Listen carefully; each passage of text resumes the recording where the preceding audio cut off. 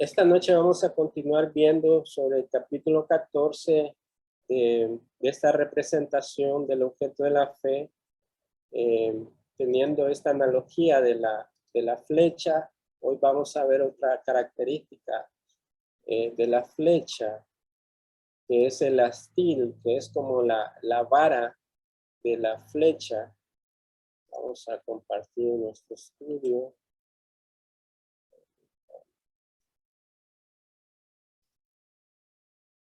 Aquí está.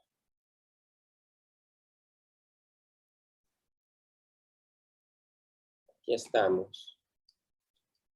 Ahí está nuestro capítulo 14 sobre la naturaleza de la fe. En la semana anterior estuvimos viendo acerca de la punta de la flecha. Hoy vamos a ver el astil de la flecha. Una de las cosas que hace el autor al introducirnos en este capítulo 14 nos hace ahí una visión o una anécdota para dirigirnos al tema, y nos introduce diciendo: ¿alguna vez has pensado que a menudo hay más de una manera correcta de ver algo? Por ejemplo, consideremos un automóvil. Tómale una foto cuando está en el estacionamiento y esa foto será muy diferente de la que el mecánico que cambia el aceite podría tomar desde su foso en el taller que visitas. O sea, nosotros podemos tomar la foto de nuestro auto en el estacionamiento, en cambio el mecánico tomar fotos de nuestro mismo auto, pero desde abajo, cambiando el aceite quizás. No me pregunte, dice el autor, lo raro que tendría que ser un mecánico que se especializa en cambiar el aceite para dedicarse a tomar fotos de automóviles desde el foso del taller. Ahora bien, ¿cuál de las dos fotos de tu automóvil sería la correcta? Por debajo, de repente veríamos muy feo el automóvil nuestro, quizás sucio, lleno de aceite, pero sigue siendo el mismo automóvil como lo tomamos de manera frontal, quizás lavado. O sea, ¿cuál de las dos fotos de tu automóvil sería la correcta? Aunque las fotos serían drásticamente diferentes en casi todos los sentidos, ambas fotos serían correctas porque es el mismo automóvil. Así que hay más de una manera de ver un automóvil. Y eso es lo que el autor quiere introducirnos en esta lección, porque él dice que el anhelo es que este capítulo nos muestre que hay más de una manera correcta de ver la fe salvadora. En otras palabras, mi objetivo es argumentar que la Biblia nos da dos imágenes o descripciones de la fe. No se contradicen entre sí, sino que se complementan mutuamente, tal como la imagen de ese automóvil con dos fotografías de ángulos diferentes, viendo puntos diferentes del automóvil.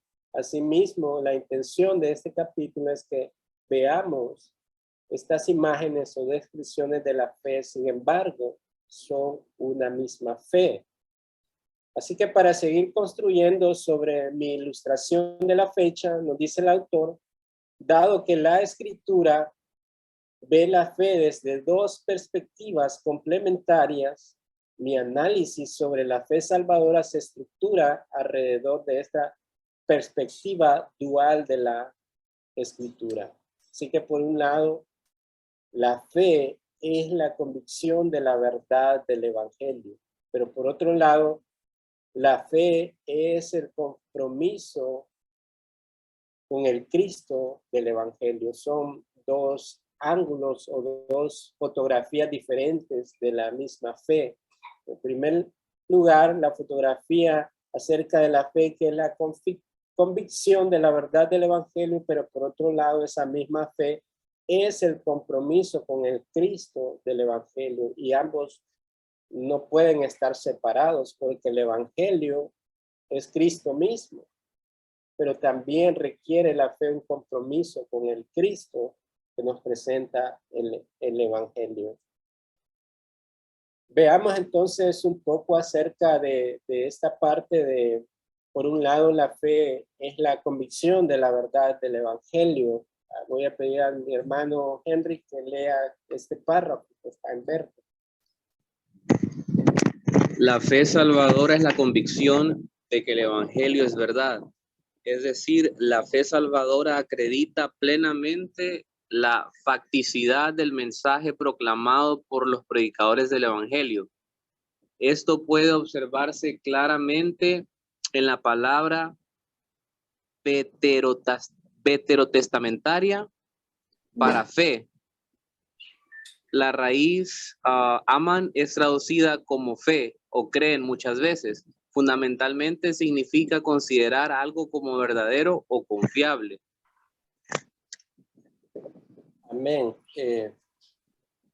Así que vemos ahí por un lado que esta fe es la convicción de la verdad del Evangelio. O sea, las personas, los pecadores, cuando vienen a esta fe es porque tienen la certeza de que este Evangelio del Señor Jesucristo es la verdad, porque usted sabe que todas las religiones del mundo profesan tener la verdad. Los musulmanes creen que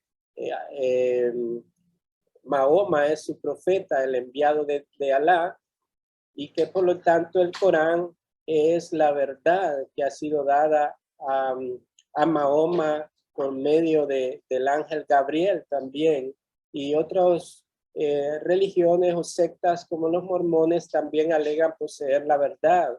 Y un ángel, el ángel Gabriel también se le presentó a José Smith y le dio esta nueva revelación, lo que es el libro del Mormón, en unas planchas doradas de oro. Así que ellos tienen también esa especie de evangelio donde adoctrinan a las personas. Si usted ve a los mormones cuando visitan casa por casa, ellos no precisamente le hablan de las escrituras de la Biblia, sino que usan más el libro del Mormón, el famoso libro azul. Ellos alegan tener convicción o certeza de que el evangelio que predican es la verdad, pero ya Pablo en Gálatas 1 amonesta acerca de que cualquiera que os anuncie otro evangelio, ya sea que aunque viniera un ángel del mismo cielo y dijera que trae una nueva revelación, un nuevo evangelio, o cualquier hombre que fuera, o si él mismo, dice Pablo, si yo mismo presento otro evangelio que no sea el de Cristo, él utiliza la palabra anatema, sea anatema, o sea maldito, porque no es que hayan varios evangelios, solo hay un evangelio, y la verdadera naturaleza de la fe se cimienta en la convicción de que esta verdad que poseemos en la escritura, el evangelio, es esa única verdad por lo cual los hombres pueden tener una fe verdadera, una fe salvadora. Ahora ahí el párrafo nos continúa diciendo que esta fe salvadora es la convicción de que el evangelio es verdad. Es decir, la fe salvadora acredita plenamente la facticidad del mensaje proclamado por los predicadores del evangelio. Todos aquellos que anuncian el evangelio, todos aquellos, incluso los apóstoles que predicaron el evangelio y pagaron con su propia vida, sabían y creían, estaban plenamente convencidos que era la verdad, de tal manera que estuvieron dispuestos a dar su propia vida. ¿Qué persona en el mundo daría su vida por una mentira? Nadie. Estaría loco alguien. Bueno, hay algunos fanáticos, ¿verdad? Como algunos terroristas dentro de la rama del Islam que hacen eso. Sin embargo, otras ramas más pacifistas del Islam, ellos dicen que ese no es el mensaje. Pero cuando hay esa convicción y certeza de que el evangelio es la verdad, eso quiere decir que hay una fe salvadora acreditada. Esto puede observarse claramente en la palabra veterotestamentaria para fe. Dice, la raíz, ahí nos da la raíz de esa palabra, amán, es traducida como fe, esa raíz de amán, o creer muchas veces. Fe también es como un sinónimo o se traduce también como creer. Fundamentalmente significa considerar algo como verdadero o confiable. Hablando acerca de esa palabra amán, que es traducida como fe o creer muchas veces, fundamentalmente significa considerar algo como verdadero o confiable, como mencionamos. Ahí también esta es la raíz usada en los dos casos donde aparece la palabra fe o creer en el Antiguo Testamento, que también se encuentran en el Antiguo Testamento y que son más citados por el Nuevo Testamento. Por ejemplo, en Génesis capítulo 15, verso 6, nos dice que Abraham, y ahí aparece esa raíz de esa palabra de creer. Abraham creyó en. Ahí nos da una dirección hacia dónde está depositada su fe o su creer. Abraham creyó en el Señor y él se lo reconoció por justicia. O sea, en el Antiguo Testamento, cuando vemos la fe de Abraham, no es una fe en sí mismo, no es una fe con las obras que él hubiese podido hacer, por increíbles que estas fueran. Por ejemplo, cuando estuvo dispuesto a sacrificar a su propio hijo Isaac, eso no le avalaba para merecerse el ser justificado, sino que ahí también nos usa esa palabra en que Abraham creyó en el Señor. O sea, su fe estaba depositada en alguien en concreto, en este caso el Señor, y por lo cual fue reconocido como un hombre justo, no por sus méritos, sino por la fe en el Señor. Luego en Habacuc capítulo 2, verso 4 nos habla de que he aquí el orgulloso, en él su alma no es recta, mas el justo por su fe vivirá. Un pasaje citado por Pablo en Romanos también, mas el justo por la fe vivirá. Ahí aparece la otra palabra que es sinónimo o similar o que se cita, que viene siendo lo mismo como creer, que es fe, es creer. Y ahí nos dice que más el justo por su fe vivirá. Por supuesto, estos justos es porque primeramente han sido justificados por el Señor. Les ha sido acreditado la justicia del Señor. Así que se saca a relucir en los cientos de lugares donde la fe salvadora se describe como creer, pero también creer en qué, ¿verdad? Se necesita muchas veces definir en qué está basada la fe, en qué está depositada nuestra creencia. Tal vez si me ayudan a buscar algunos pasajes como Hebreos capítulo 11, verso 6. Es que la lección es algo extensa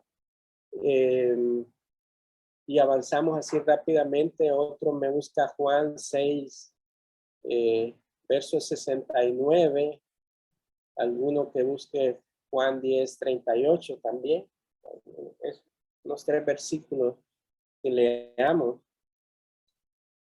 Porque ahí dice que la fe salvadora implica creer que. Ahora vamos a ver esos pasajes. Hebreos 11:6, que nos dice acerca de creer en qué.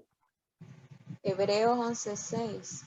Sí. Dice, pero sin fe es imposible agradar a Dios, porque es necesario que el que se acerca a Dios crea que le hay y Muy que bien. es galardonador de lo que le buscan.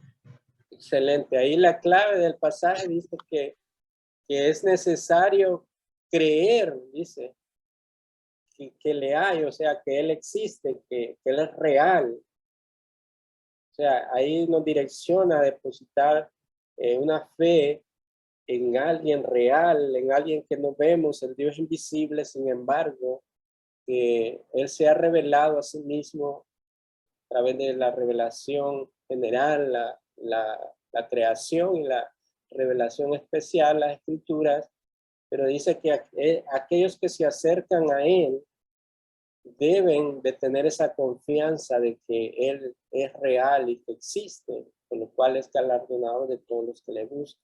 Ahora, también es saber que algo es verdad. Juan 6, verso 69, ¿qué dice? Y nosotros hemos creído y conocido que tú eres el Santo de Dios. Amén. Ahí una vez más es saber que algo es verdad. Y dice ahí el pasaje de Juan que nosotros hemos creído, pero ¿en qué? No es una fe, no es un creer como tirando manotadas al aire sin sentido, una fe en cualquier cosa, sino que siempre nos direcciona hacia alguien, hacia esa persona de nuestro Señor Jesucristo, que sabemos que en realidad es verdad. También el 10:38 que nos dice.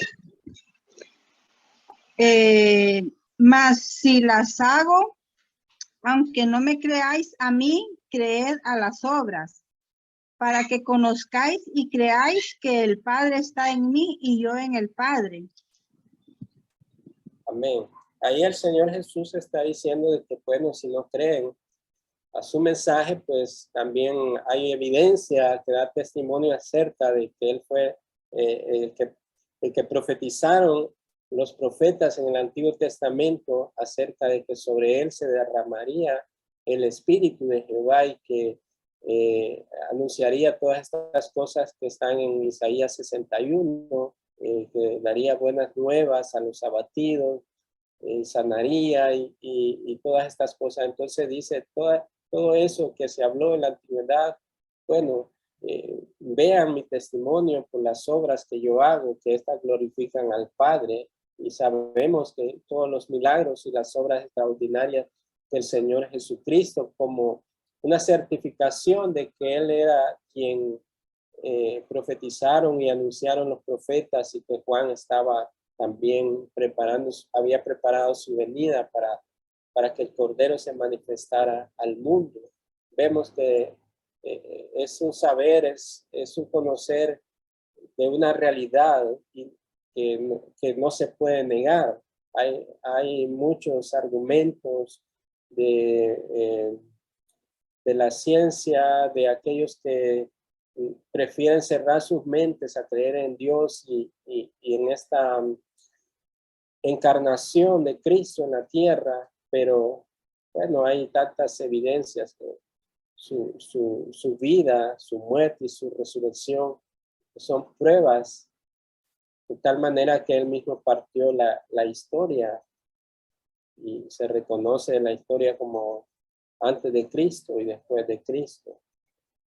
Así que todo esto es tener los ojos abiertos a la realidad también. Ahí nos habla otro pasaje que seguramente nos afirma de que es verdad todas estas cosas que el Evangelio nos narra. Ahora dice que este es precisamente el peso de la clásica definición bíblica de la fe salvadora. Todas estas pruebas indubitables que nos invitan a poner nuestra fe en el Dios invisible y en nuestro Señor Jesucristo. Ahora bien, dice el famoso verso de Hebreos, capítulo 11, verso 1, ahora bien, la fe, y este pasaje es muy mal utilizado fuera de su contexto dentro de las iglesias y con muchos creyentes, porque ponen a esta naturaleza de la fe en cualquier cosa que ellos puedan imaginar. Ellos dicen tener fe, que tienen convicción, aunque no lo ven, sigue creyendo, pero todo está enfocado en cosas materiales o en sueños personales que ellos esperan y argumentan poseer esa fe teniendo esa certeza de que lo que ellos visualizan será realizado. Pero de ninguna manera la Escritura apela a esos deseos carnales. Dice que la fe, ahora bien, la fe es la certeza, está hablando de la fe bíblica en nuestro Señor Jesucristo, no en nuestros sueños personales, no en nuestras aspiraciones personales. Esta fe es la certeza de lo que se espera. Aquí, este pasaje de Hebreos 11 nos habla también acerca de los héroes de la fe. Nos habla de Abraham, que fue un héroe de la fe, que incluso estuvo dispuesto a dar a su propio hijo Isaac, el sacrificio. Nos habla también de Isaías, nos habla de de todos ellos, Eliseo, de que fueron aserrados y fueron matados.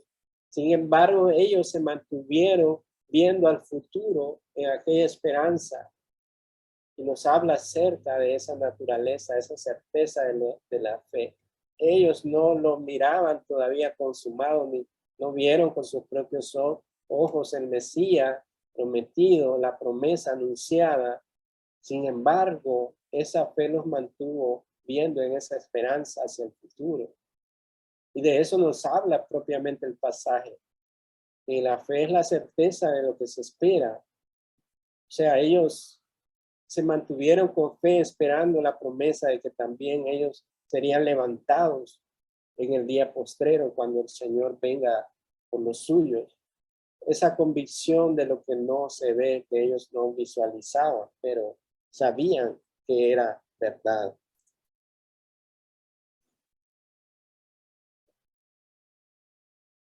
Namidia, si me lea el párrafo el verde.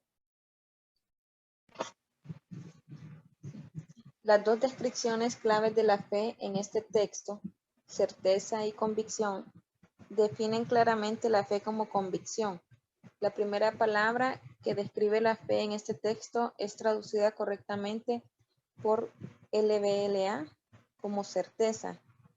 Es muy similar en su significado a la palabra veterotestamentaria para fe mencionada anteriormente. Amán. Los diccionarios griegos le atribuyen los siguientes significados: confianza, convicción, certeza o firmeza. La segunda palabra utilizada en este texto se traduce correctamente como convicción. Los diccionarios griegos proporcionan las siguientes traducciones: prueba o convicción. Gracias. Bueno, ahí me buscan Judas, versículo 15, porque solo tengo un capítulo 1, y Tito 1:9, mientras tanto. Una de las bendiciones que tenemos es la de ahora tener las herramientas de estudio para en la gramática del griego, el idioma que fue escrito en el Nuevo Testamento es el griego. Pero ¿por qué es importante el estudiar estos idiomas? Por la precisión que tiene en la escritura. En las traducciones que tenemos en nuestro idioma español, muchas veces las palabras no tienen el mismo significado cuando lo vemos ya en el texto original, en el texto inspirado, en el griego. Entonces ahí encontramos la mayor precisión para poder comprender los textos de la escritura. Por eso es que los autores citan, ya sea en diccionarios griegos o en las traducciones del griego, para tener más precisión en el significado de las palabras. Entonces ahí el autor nos dice que estas dos descripciones claves de la fe en este texto encontramos en Hebreos 11:1 que acabamos de leer, que ahí está la fe, que se traduce aquí como certeza y convicción. Ahí la encontramos en versículo, que la fe es la certeza, pero también es la convicción, donde definen claramente la fe como convicción.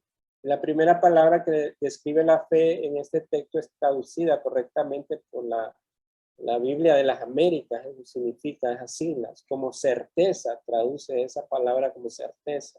Es muy similar en su significado a la palabra que estamos mencionando para fe en Amán. Y también nos recalca que estos diccionarios atribuyen estos significados a esta palabra fe como tener confianza. Fe es confianza, fe es convicción y la fe es certeza o firmeza. La segunda palabra utilizada en este texto se traduce correctamente como convicción. Y ahí encontramos los pasajes de Judas, el versículo 15 y Tito 1:9. Si me lo puede leer, el que lo tenga.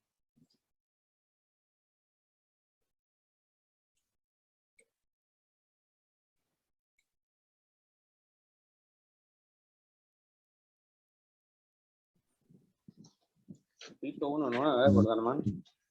Tito 1:9 y la otra es Judas, versículo 15. Tito 1:9, reteniendo la palabra fiel que es conforme a la enseñanza, para que sea capaz también de exhortar con sana doctrina y refutar a los que contradicen. Solo que tenía la Biblia de las Américas. Léamelo de nuevo, hermano, por favor. Reteniendo la palabra fiel que es conforme a la enseñanza, para que sea capaz también de exhortar con sana doctrina y refutar a los que contradicen. Ok. Bueno, es tener esa prueba o convicción, ¿verdad? Ahí de lo que poseemos como el tesoro de la escritura, para refutar también, pero para nosotros tener ese seguimiento de que estamos en la verdad, de la confianza y convicción y certeza de nuestra fe. No sé si alguien encontró Judas, verso 15. Está Sí, en el dice, libro. ¿quién? Perdón. Bueno, Sí, léame. Dele. viene para castigar a todos los que hicieron el mal y castigará a todos los pecadores que lo insultaron. Bueno, mejor voy a leerlo de la Reina Valera porque lo leí de la tele. Sí, Dice, para hacer juicio contra todos y dejar convictos a todos los impíos de todas sus obras impías que han hecho impíamente y de todas las cosas duras que los pecadores impíos han hablado contra él. ese es Judas, versículo 15, ¿verdad? Sí. Ok. A ver, 15. Sí, para hacer juicio contra todos y dejar convictos a todos los impíos de todas sus obras impías que han hecho impíamente y de todas las cosas duras que los pecadores impíos han hablado contra él. Estas también son pruebas o convicciones de la escritura misma que nos hablan del estado de juicio de aquellos impíos y sus obras y de todas las cosas duras que ellos hacen y han hablado contra Dios mismo. O sea, son las pruebas, las convicciones, la certeza de que Dios ejecutará su juicio contra aquellos que rechazan su verdad. Ok, por otro lado, el párrafo continúa diciéndonos, el hermana Helen, si me pueden leer lo que tenemos ahí en pantalla. Sí. Dice, la fe no es solo o no es simplemente creer en el Evangelio es verdad, que el Evangelio es verdad. No es solo la convicción de la verdad del Evangelio, también es compromiso con el Cristo del Evangelio. Compromiso aquí significa el acto de encomendarse a Cristo. La fe es el abandono creyente de cualquier otra esperanza excepto Cristo. Y es la entrega, literalmente consignación de todo nuestro destino en las manos de Jesucristo. Es tomar el paracaídas de Cristo y saltar del avión en llamas de nuestras vidas pecaminosas. Amén. Así que nos dice ahí el título en grande que la fe es compromiso con Cristo del Evangelio. Y ahí estamos llegando a esa comprensión vital de lo que la Biblia habla acerca de creer y de tener fe en el Señor Jesucristo. O sea, es un compromiso en realidad con el Cristo del Evangelio. De otra manera, no es una fe verdadera, no es una fe genuina, aquella que solo quiere tomar parte de las Escrituras o ciertos compromisos con Cristo, pero que no está dispuesta a darle absolutamente toda su vida.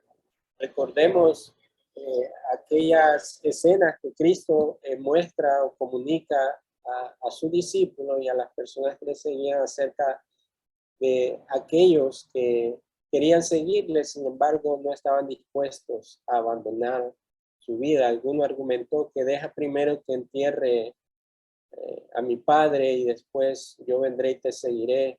No quería decir que estuviera muerto en ese momento su padre, sino que quería decir que él estaría con su padre o puede ser con su familia o cualquier persona hasta que él muera o que hasta que esta familia jamás muera, entonces yo sí voy a seguirte, cosa que no puede ser, dice el Señor. Otros venían y decían de que te seguiré a donde quiera que vayas, y el Señor Jesucristo le dice que él no tiene donde recostar su cabeza. Quizás estaban buscando otros beneficios personales a través de andar con Cristo, pero no era una fe verdadera, un compromiso real con Cristo a estar dispuesto a padecer por Él, porque la fe en nuestro Señor Jesucristo no es simplemente creer que el Evangelio es verdad. Podemos creer de manera intelectual, afirmar, sí, Cristo murió. Usted le pregunta incluso a los bolitos, ¿crees en Cristo? Nadie va a decir, no, yo no creo en Cristo o maldigo a Cristo. Nadie va a decir eso. Todos dicen, sí, Cristo es hermoso y Cristo murió por nuestros pecados. Incluso le dicen algunas verdades del Evangelio. Sin embargo, esto no significa la verdadera naturaleza de la fe. No es solo la convicción de la verdad del Evangelio, no es simplemente estar convencido que sí es cierto. También es el compromiso con el Cristo del Evangelio. Y aquí compromiso significa el acto de encomendarse a Cristo. Es el abandono del creyente a su antigua vida para tomar la cruz de nuestro Señor y seguirle, negándonos a nosotros mismos, negándonos a nuestros propios, ya renunciamos a nuestros derechos y nos convertimos ahora en esclavos de Cristo. Él es nuestro amo. Así que es el abandono a cualquier otra esperanza excepto de Cristo. Y ahí el ejemplo que nos da es como tomar el paracaídas de Cristo y saltar del avión en llamas de nuestras vidas pecaminosas. A eso se refiere. John Murray, que es un teólogo contemporáneo, dice que la fe debe convertirse en confianza, y en una confianza que consiste en encomendarse a Él, a Cristo.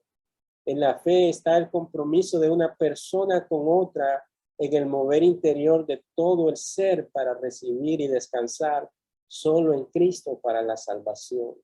Significa el abandono de la confianza en nuestros propios recursos o en cualquier recurso humano, en un acto de total compromiso personal con Cristo.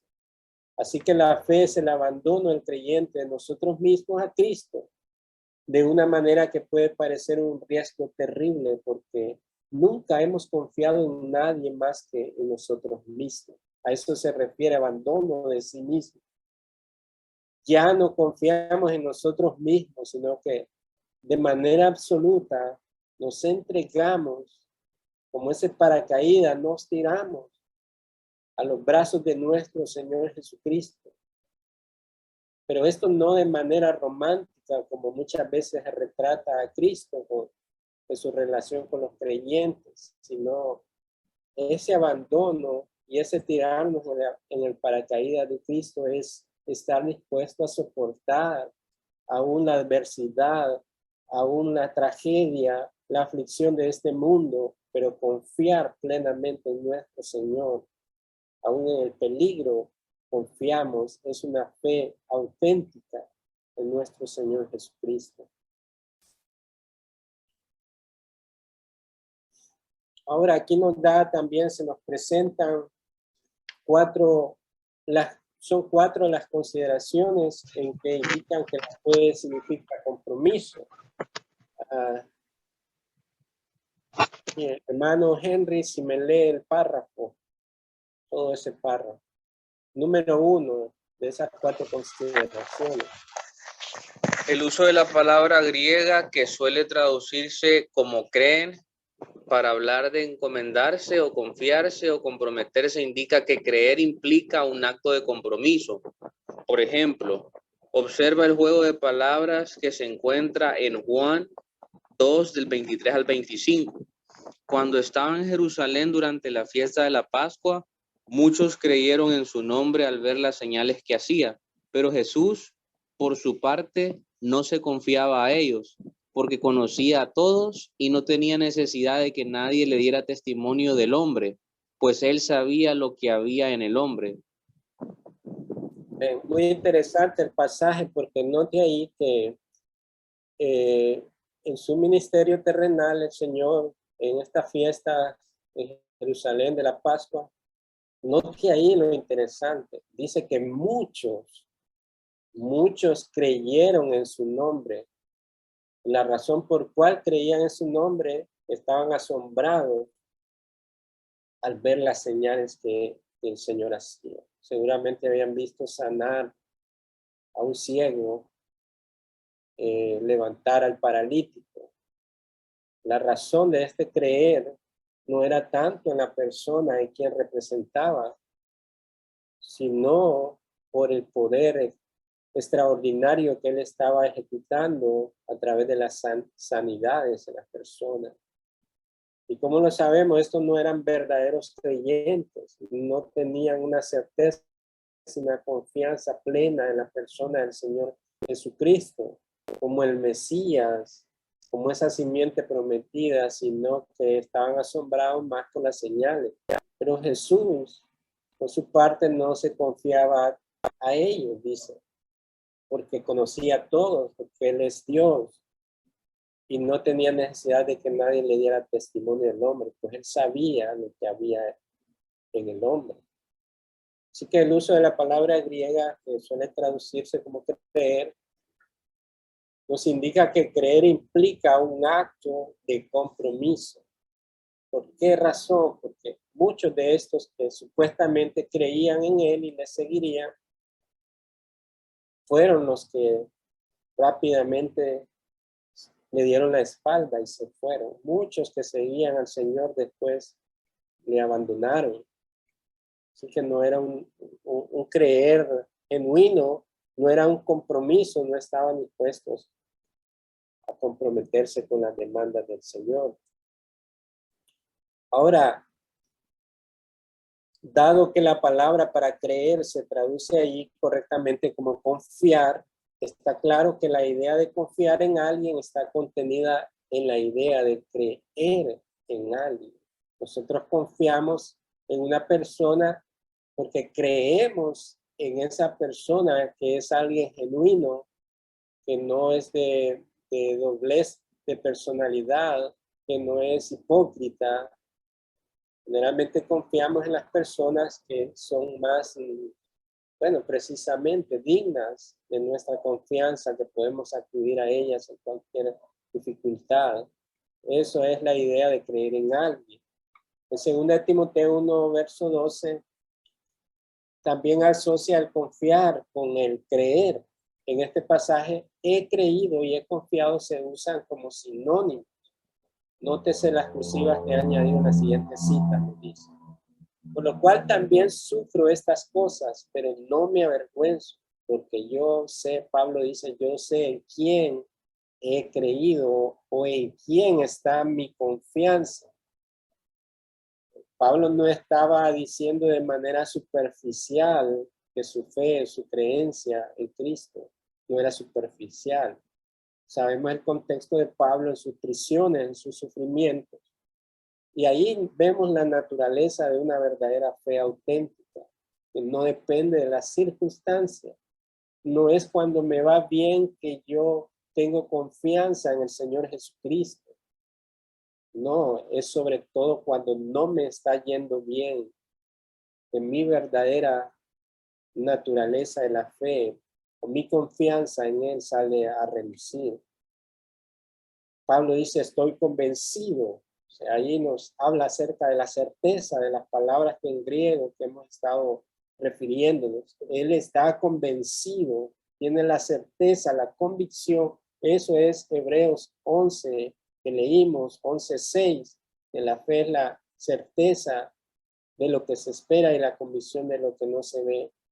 De que Él, de que es poderoso para guardar lo que le he confiado hasta aquel día. O sea, Él había entregado en cuerpo y alma al Señor Jesucristo, con lo cual Él estaba dispuesto a morir Si moría era ganancia porque estaba en la presencia del Señor. Si seguía con vida, también era para su propósito. Así que él confiaba plenamente en el Señor Jesucristo. Si me lee, hermana Carlota, los 2 párrafos. La frecuente aparición, permítame, la frecuente aparición de la frase y creer en transmite la idea de compromiso. Juan 2, 11, 3, 16, 18, 36, 4, 39, 6, 29. Esta frase se traduce a menudo al español como creer en, pero en griego puede ser traducida más literalmente como creer a. La preposición griega eis a menudo transmite la idea de movimiento hacia algo. Por lo tanto, esta frase griega, creerá, transmite claramente la idea de un movimiento espiritual hacia el objeto de la fe. Muy bien, esas preposiciones que son bien importantes a la hora de leer el texto, de las preposiciones en, para, con, esas son bien importantes en el estudio de los textos. En este caso, esa preposición griega es con dirección hacia o movimiento hacia algo o hacia alguien. En este caso, creer en o crear a tiene una dirección o tiene un movimiento hacia algo o hacia alguien. Por lo tanto, esta frase griega, creerá, transmite claramente la idea de un movimiento espiritual hacia el objeto de la fe. Ya vimos en nuestra clase anterior quién es el objeto de la fe, sino el Señor Jesucristo. O sea, todo este movimiento de la fe, todo este creer, toda esta confianza es hacia el Señor Jesucristo, no hacia otra cosa, no es hacia mi propia fe o a mi manera de pensar acerca de Cristo. No, es una total confianza, es una creencia en una persona y es nuestro Señor Jesucristo. Benjamin Warfield fue un puritano, creo que era inglés, dice que en cualquier caso lo que estos pasajes expresan es una transferencia absoluta de confianza de nosotros mismos a otro. O sea, nuestra confianza ya no está en nosotros mismos, sino que se traslada o va en dirección, en ese movimiento hacia otro. Es una completa entrega del ser a Cristo. Así que podemos ver ahí que es un intercambio, ¿verdad? De confianza, que antes confiábamos en nosotros mismos, por lo cual estábamos muertos, íbamos sin sentido en esta vida, sin dirección hacia un camino de muerte. Pero en naturaleza del nuevo nacimiento operado por Dios, hay un intercambio de vida. O sea, ya nuestra confianza fue quitada en nosotros mismos. Y por esa naturaleza de la fe, por esa obra de la fe, ahora nuestra confianza ha sido puesta en el Señor Jesucristo. De otra manera, personas no creyentes, es imposible, por esa razón, que puedan tener una fe auténtica en el Señor Jesucristo. Porque ellos siguen viviendo a su manera. Y sabemos que eso no puede ser así. Si alguien está viviendo a su manera, o si alguien quiere practicar un cristianismo a su manera, no es un cristianismo auténtico, no es una fe auténtica. Y al final, esas obras humanas se quemarán ahí en el fuego eterno, porque su confianza no estaba en Cristo, sino en sí mismo. Ahora, número 3, recuerda, viendo estas cuatro consideraciones que indican que la fe significa un compromiso. El número 3 que la frecuente aparición de la frase creer en, creer sobre o poner la confianza sobre. Ahí en Lucas 24:25 y Romanos 4:5. No sé si lo pueden buscar ahí, tal vez en el buscador en Google, para hacerlo más rápido. Romanos 4:5.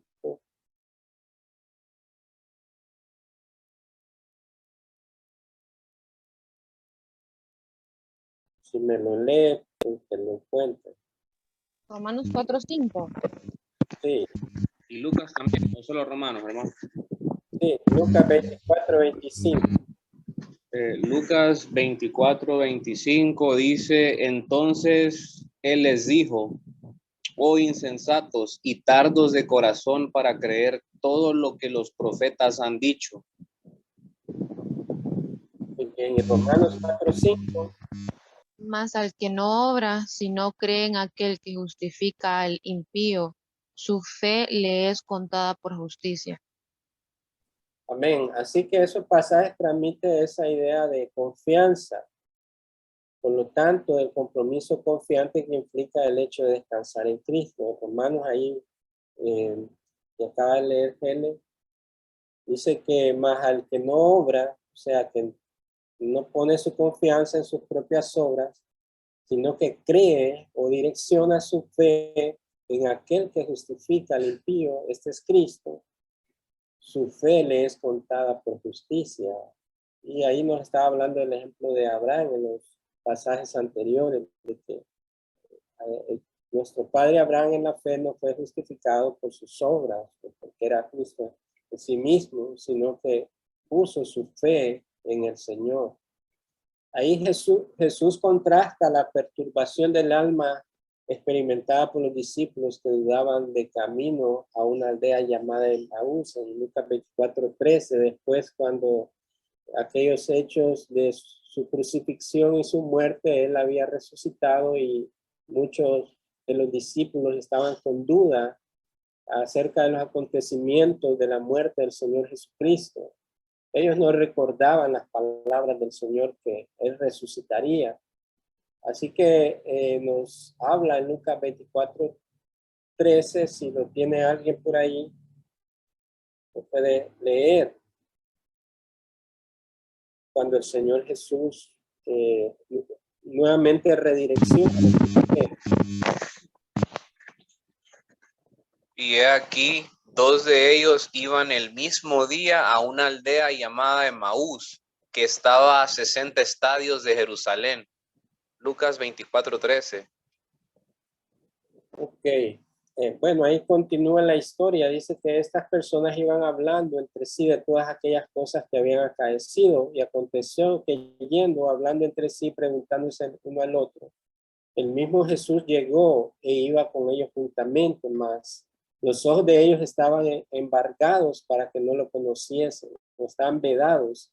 Y díjoles, ¿qué pláticas son estas que tratáis entre vosotros andando y estáis tristes? Y ellos respondieron, tú solo peregrino eres en Jerusalén y no has sabido las cosas que en ella han acontecido estos días. Entonces les dijo, ¿qué cosas? Y ellos les dijeron, de Jesús Nazareno, el cual fue varón profeta, poderoso en obra y en palabra delante de Dios y todo el pueblo.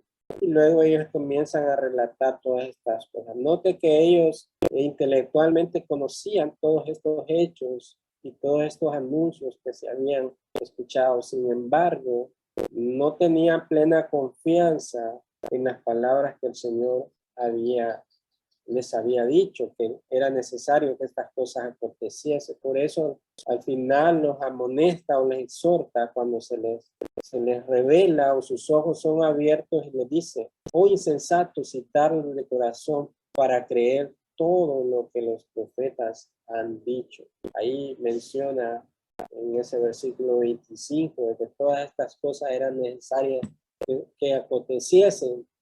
Así que su perturbación e inquietud del alma es lo opuesto a la tranquila confianza que tal fe les había dado. O sea, ellos necesitaban tirarse de ese paracaídas plenamente en la confianza absoluta en la persona del Señor Jesucristo. Algo que habían perdido pensaban que todo había acabado, pero el Señor les amonesta de esa manera. Luego en esta consideración 4 acerca de creer en la fe, de esa confianza, dice que las analogías o ilustraciones utilizadas en paralelo con creer demuestran que la fe es más que una mera persuasión de la verdad. Como ese pasaje que leímos, ellos sabían todas estas cosas que ellos tenían que suceder de antemano, se les habían sido anunciados por los profetas y por el Señor Jesucristo mismo. Les mencionó que era necesario que se cumpliese la Escritura. Sin embargo, ellos, aunque creían y estaban persuadidos de la verdad, no mostraban esa confianza y esa certeza en la persona de nuestro Señor Jesucristo, en su obra expiatoria y en todo lo que conllevaría con ello a ser levantado de la muerte. Es claro también que incluye e implica un acto de la voluntad y un movimiento del alma, la fe, el creer. Es un acto de la voluntad y un movimiento del alma. En Juan 1:12, ahí nos habla el pasaje de que a todos los que creían en él, les dio potestad de ser llamados hijos de Dios.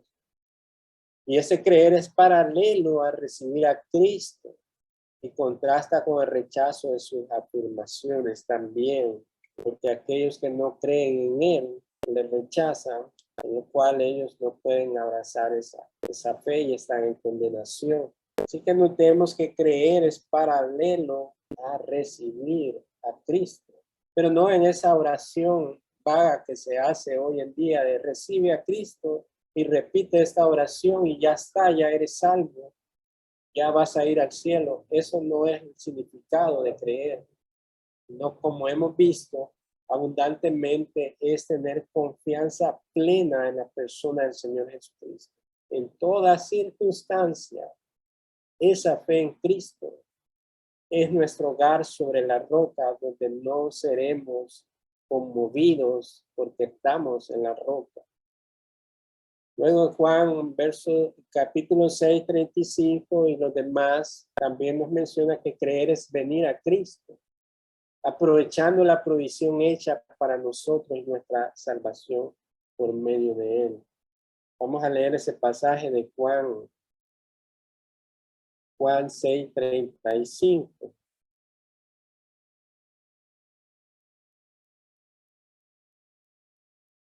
¿Quién dijo, hermano?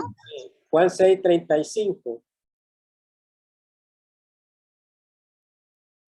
Jesús les dijo, yo soy el pan de vida, el que a mí viene nunca tendrá hambre, y el que en mí cree no tendrá sed jamás. Ese es el creer, que es venir a Cristo, aprovechando esa provisión hecha para nosotros y nuestra salvación por medio de él. Voy un poquito rápido porque son 18 diapositivas y ya estamos sobre el tiempo porque es una lección algo larga. Ahora, la pregunta es entonces, ¿cuál es la relación entre estas dos descripciones de la fe? ¿Cuál es esa relación entre estas dos descripciones de la fe que hemos estado viendo? Si la fe es un compromiso con Cristo y nada menos que eso, ¿cómo puede la Biblia describir a veces la fe salvadora como una convicción de la verdad? Por otro lado, si la fe es convicción, ¿por qué la Biblia a veces la describe como un compromiso de la voluntad con Cristo? La Biblia puede describir la fe salvadora como una convicción o también como un compromiso, porque una siempre conlleva la otra. O sea que son inseparables, están unidas entre sí. No se puede manifestar una fe o una certeza en el Evangelio porque creamos de manera intelectual que es verdad. Se necesita también la convicción, la plena confianza de recibir a Cristo en todas sus demandas, en todos sus mandamientos que requiere de aquellos que profesan una fe auténtica, como él menciona en Juan capítulo 15. Si me amáis, verdaderamente, dice entonces, guardad mis mandamientos. De lo contrario, si dices que me amas y tienes una certeza de esa verdad del evangelio, pero no obedeces esos mandamientos, entonces no es de esa manera que actúa la verdadera fe salvadora. Es un compromiso con nuestro Señor Jesucristo, el objeto de nuestra fe. ¿Y qué aprendemos, hermanos, de esto? Pues número uno, ¿qué aprendemos de esta lección? El énfasis bíblico en la fe salvadora como creer que es un antídoto saludable contra la tendencia de algunos a hacer de la fe un asunto muy subjetivo y místico. Cuando hablamos acerca del tema de la fe, pueden ocurrirse a las personas o al predicador un sinnúmero de cosas de significado acerca de la fe, como les mencioné. Algunos utilizan Hebreos 11:6 como una fe, una certeza de cosas materiales que ellos esperan. Pero esa no es la verdadera fe que nos describe la lección. Y eso nos asegura tener ese antídoto saludable contra esa tendencia mística o subjetiva de utilizar la fe. ¿Por qué? Porque la fe salvadora es la convicción de que el evangelio es verdad en primer lugar. Cuando se nos anuncia el evangelio y esa obra divina está operando en nuestro interior en aquel momento cuando todavía estábamos muertos en nuestros delitos y pecados, pero Dios utilizó el medio de la predicación del evangelio para tener esa convicción de pecado y de que es verdad lo que se me está diciendo. Esa es tener convicción. Ahora, ¿es el evangelio una realidad para ti? Es una pregunta personal. ¿Es el evangelio una realidad para ti? ¿Puedes creerlo de manera intelectual, aceptarlo como verdad, las obras de Cristo, su muerte, su expiación por el pecado y su ministerio actual como sacerdote? Pero eso está bien, pero en realidad vivimos como si esto es verdad. Si es así, entonces tenemos una fe auténtica, tenemos una verdadera fe. Y en eso descubrimos que en qué está depositada nuestra fe. Es tan sencillo como eso. Hebreos 11:1 dice en la Biblia, es cierto, me confundí con el anterior. Pero entonces tienes fe, es tan sencillo como eso. Tenemos que revisar los frutos de nuestro arrepentimiento para ver si andamos en la verdad. Estos dos puntos, si me leen la media, el 2 y el 3. Por otro lado, el énfasis bíblico en la fe salvadora, como creer en, a o sobre, protege contra la tendencia que otros tienen de reducir la fe a un mero asentimiento mental a las proporciones bíblicas. La fe no es una cosa estéril, sin emociones, pasiva y estacionaria. Es un conocimiento que te mueve, te lleva a Cristo. 3. La convicción es la prueba del compromiso. Hay muchos en nuestros días que supuestamente son cristianos comprometidos, que no creen en las grandes verdades del cristianismo, la creación, el pecado, el infierno, o en la deidad de Cristo, su expiación o su resurrección. El compromiso de tales personas es falso y no puede conducir a un caminar válido, ni duradero ni verdadero en el camino de Cristo. Muy bien, entonces la segunda cosa que aprendemos es que por otro lado el énfasis bíblico en la fe salvadora como creer a o sobre protege contra esa tendencia que otros tienen de reducir la fe a un mero asentimiento o un romanticismo mental acerca de las proposiciones bíblicas. Porque la fe no es estéril, no es sin emociones, no es pasiva, no es estática. No es aquello de que sí, ya fui salvo, pero continúo de una manera pasiva sin obedecer los mandamientos del Señor. No, todo ese conocimiento y esa verdad escritural que se nos ha sido dada produce en nosotros esos afectos por amar su ley y obedecerla, nos lleva de continuo a Cristo. Ahora también esa convicción, que es la prueba del compromiso, esa convicción de la certeza en quién está nuestra vida en Cristo. Note ahí que hay supuestos cristianos comprometidos que no creen verdades esenciales del cristianismo. Y esta semana precisamente vi un video de una famosa que entrevistaba a otro famoso, entre comillas, cristiano comprometido, como Daniel Aviv, que es un comunicador que es más el motivador. Pero le hacía la pregunta a esta famosa que no es cristiana, es secularista totalmente. Le preguntaba a él acerca de su Dios, decía él. Pero tu Dios es tan inmenso y tan grande y tan distante que nosotros nos vemos delante de él, o bueno, es lo que tú dices, que nosotros como criaturas o como seres humanos somos de menor escala o estamos, ¿cómo es que lo decía?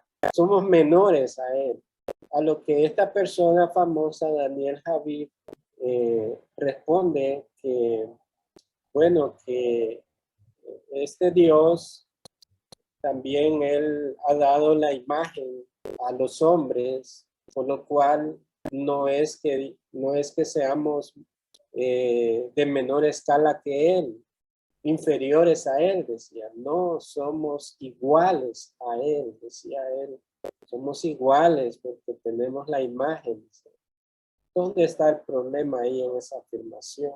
Este hombre no conoce el evangelio y estas verdades del cristianismo. ¿Por qué la Biblia dice que nosotros somos criaturas, somos creación? Dios es inmenso en santidad. Nosotros no fuimos afectados por el pecado. Incluso la Biblia habla de que los ángeles son superiores al hombre en creación. ¿Cuánto más el Dios infinito, el santo, el todopoderoso, es inmensamente, abismalmente superior a las criaturas?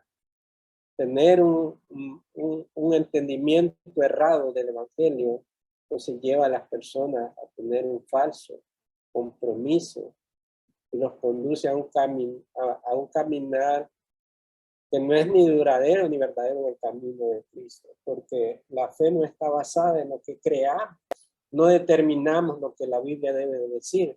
La escritura es la palabra inspirada y es lo que determina lo que Dios ha dicho. Ese es un ejemplo. Ahora, el 4 y 5 dice que el compromiso, ese compromiso que es el significado de la fe auténtica, es la prueba de la convicción. Si dices que crees en la Biblia, tu vida será radicalmente cambiada por las verdades de esta. Ahí está. Estas verdades de la palabra nos debe cambiar de manera absoluta. Tu fe como convicción de la verdad del evangelio te llevará a un compromiso de toda el alma con Cristo como Salvador y Señor. Si no lo haces, tu fe es falsa. Si tú dices que no me gusta que me prediquen o que me digan que soy impío si está muerto en sus delitos y pecados, pues el problema no somos nosotros. La Biblia así lo dice y lo describe, y aunque te moleste, pero no vamos a rebajar la verdad bíblica por quedar bien con las personas. Muchos predicadores hacen eso, por no ofender, por no hacer que las personas se vayan. Entonces reducen, minimizan las verdades del evangelio, pero eso trae condenación a las personas, que les permite continuar en su vida de pecado. Es que debe de haber un compromiso, y esa es la prueba de la convicción, el compromiso a la verdad de la palabra. También, número 5, la verdad es entrar en la fe salvadora. La fe es considerar algo como verdadero. No puedes creer aquello de lo que no eres consciente. No puedes seguir comprometido con aquello de lo que no estás convencido. Debemos conocer las verdades de la palabra de Dios si queremos tener fe. La manera en que nosotros progresamos en esta fe no es siendo perezosos, no es descuidándonos en el estudio de la Biblia, sino progresando, comprometiéndonos, buscando el tesoro de la palabra, si queremos tener esa fe que crece. Debemos enseñar la verdad de la palabra de Dios si queremos ayudar a otros a creer. Y ya de las últimas cosas que aprendemos de esta lección es que la fe implica un acto de la voluntad. No es una presión, es un acto de la voluntad. Aunque hay que tener algunos cuidados ahí cuando nos referimos a esto. La fe implica un acto de la voluntad. Escritores bien conocidos y supuestamente reformados han enseñado que la fe es una persuasión pasiva de la mente y que es legalismo ver la fe como un acto de la voluntad. O sea, quitar la responsabilidad al hombre. Solamente, como miramos, ¿verdad? Hay acciones que corresponden a Dios, como la salvación, la elección, la salvación de sus escogidos, el medio Jesucristo por el cual estos elegidos son justificados, pero también hay una responsabilidad en el hombre a la Hubo una predicación. interrupción, hermano, no se escuchó. Perdón. Hubo una interrupción. Ok, estaba mencionando que a lo que se refiere esto, que hay algunos escritores conocidos que enseñan que la fe es una persuasión pasiva de la mente y que es legalismo ver la fe como un acto de la voluntad del hombre, ¿verdad? O sea, que quitan la responsabilidad del hombre. Pero como hemos estado estudiando este libro, recordemos que las acciones pertinentes a la salvación corresponden a Dios. La elección de aquellos que han de creer y el medio, nuestro Señor Jesucristo, quien justifica a los que son de la fe. Sin embargo, hay una responsabilidad del hombre en el llamado del evangelio, y es que es la manera en que ellos vendrán a esta fe. Entonces, no puede ser tampoco pasiva, sino que es un acto de la voluntad del hombre, obviamente antes que ha sido movida por la obra de Dios. Sin embargo, la Biblia enseña claramente que la fe es un movimiento de la voluntad, de nuestra voluntad hacia Cristo, porque en ese momento que el Espíritu nos convenció de nuestro pecado, nadie estuvo ahí para presionarnos. Bueno, hay lugares donde presionan a la gente, acepte a Cristo, pero cuando en verdad una persona fue llevada por el Espíritu a creer esa verdad tal como fue preparado el etíope, y Felipe le enseñó la verdad y creyó, asimismo hay un movimiento de la voluntad en ese momento, y es cierto, es verdad, estoy muerto en mis delitos y debo de clamar a Dios, ir a Cristo, poner mi confianza. Así que ese es el movimiento de la voluntad hacia Cristo, así como una percepción que la mente tiene de Cristo. La fe implica una apropiación personal de Cristo. Como conclusión, hermanos, la pregunta es, ¿tienes la fe salvadora? En esta lección que hemos abordado abundantemente, en realidad es la fe salvadora, está produciendo frutos. Te has convencido personalmente de corazón de la verdad del evangelio. Y cuando afirmamos que creemos esa verdad es porque estamos caminando en ella. Te has encomendado de manera personal a Jesucristo como Salvador y Señor. En realidad, esa fe está en el Señor Jesucristo de manera total, como tirarnos en un paracaídas del avión, abandonar nuestra propia seguridad, nuestra comodidad para aferrarnos a nuestro Señor. Te has apropiado de Cristo de manera personal para tus necesidades. Es Cristo quien satisface, ya sea en nuestras vidas, en nuestro hogar, en nuestro matrimonio o solteros.